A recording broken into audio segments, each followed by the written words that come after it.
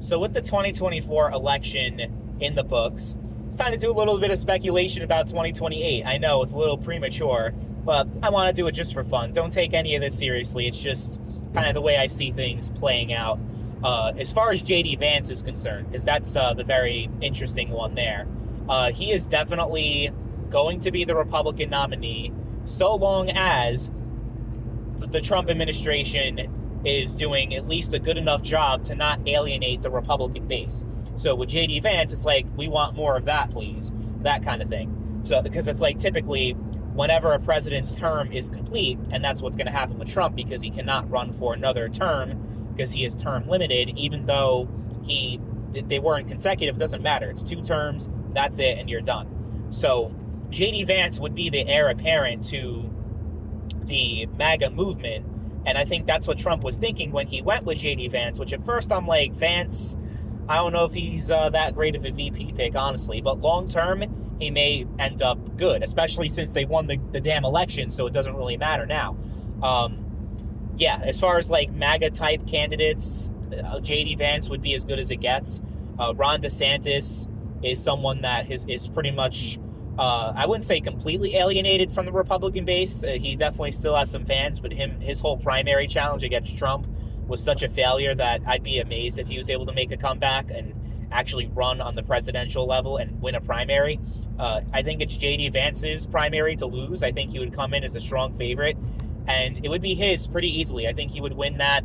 It wouldn't even be that close of a contest. Typically, when a vice president runs and they decide to run, they don't really face that much of a challenge. I mean, let's just look back at recent examples. When Joe Biden ran, I mean, he did have well, first of all, it wasn't consecutive. It's not like right after Obama's term ended, Biden ran. He was going to, but the whole thing with his son, Beau, happened. Otherwise, he would have ran instead of Hillary.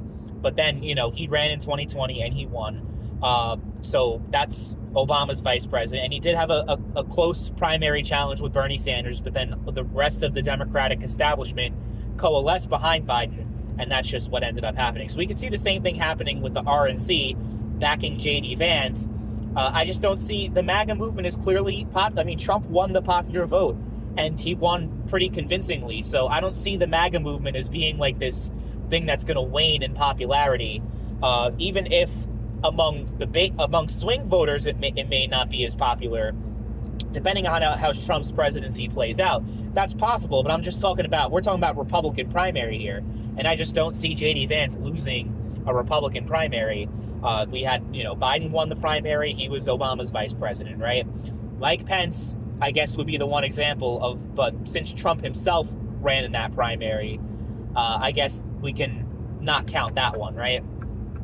So then who else? We have Dick Cheney, I think, would be the only vice president in the past, I would say, 40 years that did not actually eventually run for the presidency themselves, and at least, if not win the presidency, at least become the major party nominee, right? We had Walter Mondale was Jimmy Carter's vice president and ran in 1984, which was, a landslide defeat, but he was one too. That's in one person.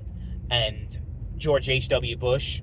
So I could see like that being a mirror of JD Vance, right? Because people were happy with the job that Ronald Reagan did, so they wanted essentially a third term of Reagan, which unfortunately they did not get with H.W. Bush, but that's what they thought they were going to get, and that's what they hoped they were going to get.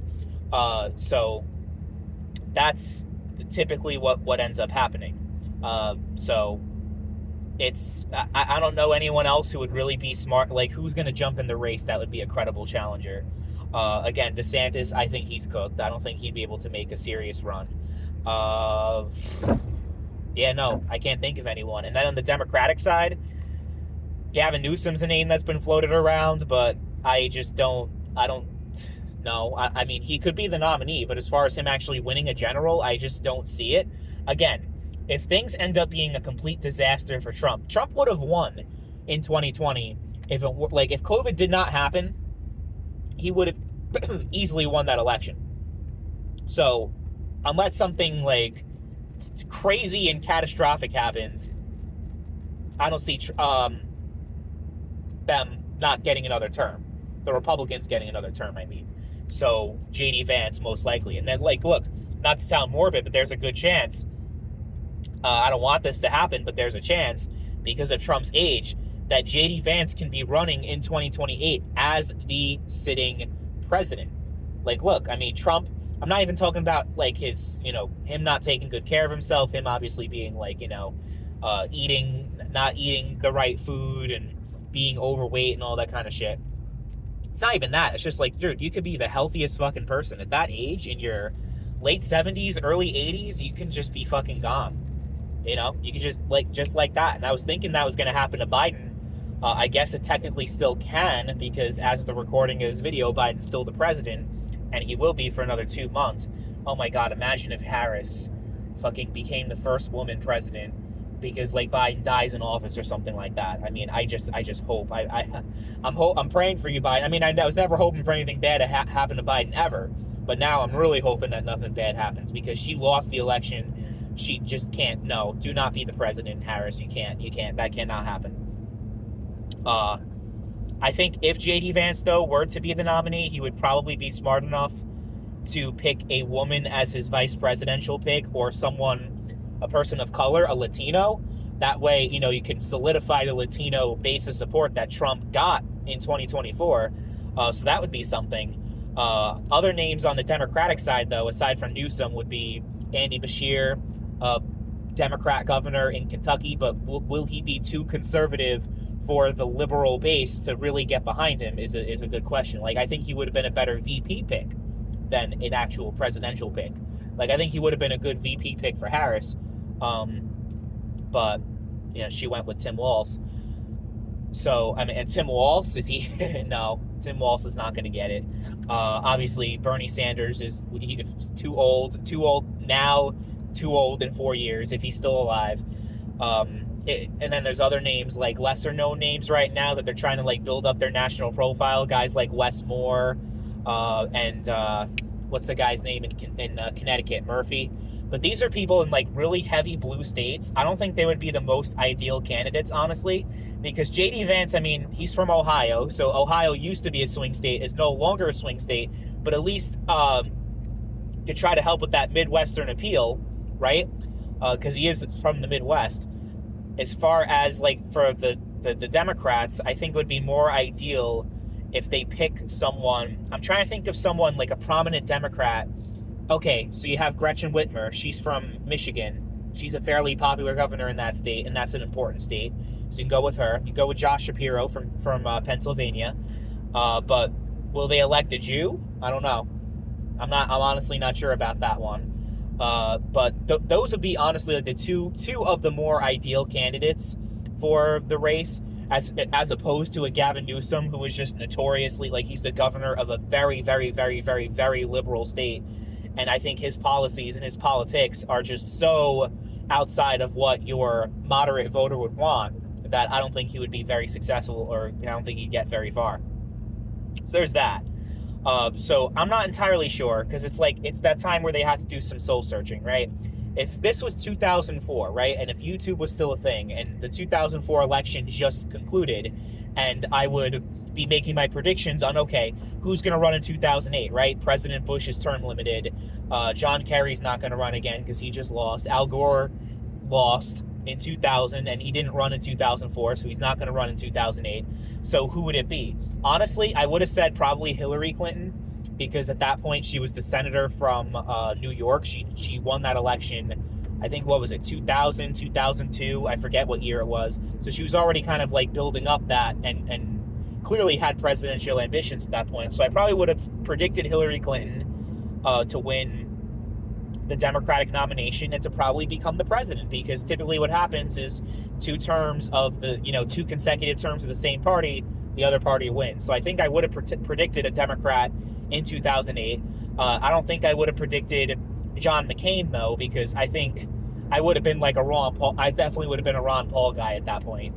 I would have liked him, but I think the establishment obviously wouldn't have let him get through, which is what happened in real life. But I guess, since he was the primary challenger in 2000 against George W. Bush, but he also it wasn't really that close of a primary contest. So I don't know if I would have predicted McCain as the GOP nominee. And I certainly wouldn't have predicted Barack Obama as the Democratic nominee, which is pretty much what I'm trying to get at here, is that Obama was like, just getting started at that point in 04. So what I'm saying is that it could be someone who's just getting started right now. A lot of the names that are being tossed around right now may not be any of them, may not even end up being whoever becomes the nominee in 2028 for the Democratic Party. But I think JD Vance is a lock, assuming something crazy to, obviously, that's the thing. Predictions are based off of, rational thinking for the most part, right? And as it stands right now, I mean, Trump didn't even get his first day in office, obviously. So depending on what happens. But like I said, even if his approval rating goes down, even to the low 40s, I still see J.D. Vance becoming the GOP nominee and getting that nomination with relative ease. I don't see people just suddenly getting tired of MAGA 4 years from now. If they haven't gotten tired of MAGA at this point, I think the train's going to keep on rolling at least for another 4+ years. And is it possible for J.D. Vance to get 2 terms? Right? Is it possible? I mean, we've never seen that because George H.W. Bush ran for a second term but lost. He got his ass handed to him, actually, by Bill Clinton. So I don't know about that. I'm not going to go as far as to predict 2032, right? I got barely able to predict 2028. But what I can say is that there's probably a good chance that by 2026, the House is going to flip to the Democrats, and there's going to be a third impeachment against Donald Trump. That I think is definitely going to happen. So that's something to look forward to at least before 2028. And I think it's just going to be a point where they're just going to keep doing impeachment after impeachment after impeachment and everyone's going to get impeached. Impeachment's no longer going to mean anything. I mean, it doesn't mean anything now, but I'm saying it's really not going to mean anything going forward. It's just going to be a political tool that they're going to use to try to take down the candidate that they don't like or the president they don't like, whatever. So, we'll see how things play out over the next 4 years. And I'll look back on this in 2028 and see if any of what I said turns out to be true. But it's really not much. No, as far as swing states and everything goes, I think J.D. Vance is going to pretty much, he could run the table. He can win the same exact states that Trump won. But I could see a state like Virginia being more competitive. I think if Trump was smart, if Trump is smart, he'll put Glenn Youngkin in his cabinet or do something with him because he's a very popular governor in Virginia, and to integrate him more into the administration, into the Trump campaign, I think would be very beneficial to them because clearly they're making gains in Virginia. Clearly they're making gains in New Jersey. I don't think New Jersey's going to flip in 28. I don't think that other states like New York, Connecticut, Rhode Island, states that suddenly became single-digit states that were 20+ Democrat, Illinois, I don't think any of those states are going to flip. I think Virginia has a good chance. New Hampshire has a good chance. I don't know if we're going to get a Reagan-type landslide. I just think we're so polarized that even if Trump does an amazing job, there's still going to be enough people to hate him that it's not going to be no Reagan landslide for J.D. Vance, So, yeah, those are my overall predictions. It's going to be J.D. Vance with either a woman or a male Hispanic VP pick, whoever that may be. I don't even know. I'm just saying that would be the smart thing to do. And then on the Democratic side, I'm less certain about that, but it's probably going to be someone it could be someone like a Wes Moore that is kind of like a fresh face for the Democratic Party. But I could also see Gretchen Whitmer, at the very least, Gretchen Whitmer be a VP pick, right? Will they nominate a woman again? It's possible. I don't think that's going to necessarily matter, though, because it's about, it's going to be a crowded field of candidates on the Democratic side, and whoever they're feeling, whoever the voters want, is who it's going to be. Unless it's a super popular progressive like Bernie Sanders, and they're going to make sure that they stop them and they don't get in. So who knows? It could be another contentious Democratic primary that'll piss a lot of people off and cost the Democrats the election. I mean, who knows, right? But yeah, that's kind of like the early vibes I'm getting for the next presidential race. Let me know what you think. How do you think things are going to play out 4 years from now?